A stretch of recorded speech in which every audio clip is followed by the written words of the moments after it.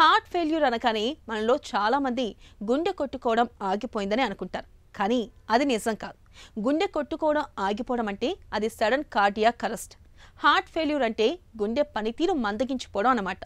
100% పనిచేయాల్సిన గుండె 40%, 30% పనిచేయడం వల్ల మన శరీరానికి తగినంత రక్తం, ప్రాణవాయువు అందని పరిస్థితులు ఎదురవుతాయి. హార్ట్ ఫెయిల్యూర్, హార్ట్ అటాక్ మధ్య తేడాల గురించి ఇప్పుడు తెలుసుకుందాం.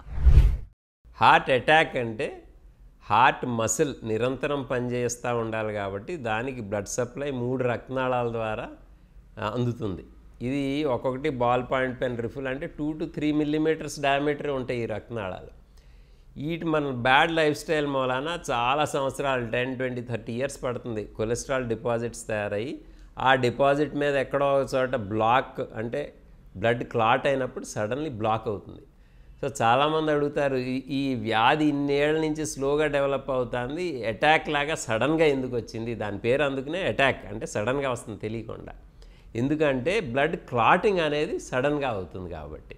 సో అక్కడ కొలెస్ట్రాల్ డిపాజిట్స్ చాలా సంవత్సరాల నుంచి పెరిగిపోతూ ఉన్నా సరే ఈ బ్లడ్ క్లాట్ అయ్యి ఫైనల్లీ శాంతం రక్తం సరఫరా మూసుకుపోయేది బ్లడ్ క్లాట్ మూలాన్ని కాబట్టి సడన్గా వస్తుంది హార్ట్ అటాక్.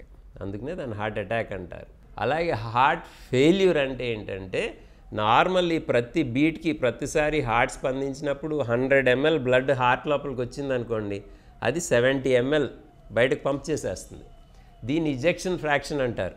సో ఈ హార్ట్ పంపింగ్ కెపాసిటీ తగ్గినప్పుడు దాన్ని హార్ట్ ఫెయిల్యూర్ అంటారు. సో ఈ ఇజెక్షన్ ఫ్రాక్షన్ 60% నార్మల్ అంటారు, 40% మైల్డ్ అంటారు, 30% కన్నా తగ్గినప్పుడు సివియర్ హార్ట్ ఫెయిల్యూర్ అంటారు, అంటే బాగా తగ్గిపోయిందని.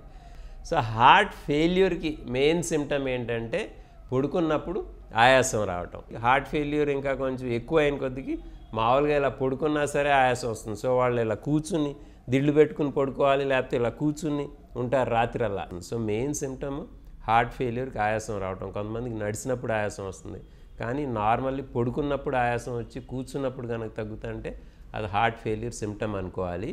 ఇది ఒక డేంజరస్ ప్రాబ్లం, ఎందుకంటే హార్ట్ మసిల్ ఆల్రెడీ డ్యామేజ్ అయిందని తెలుస్తుంది మనకి.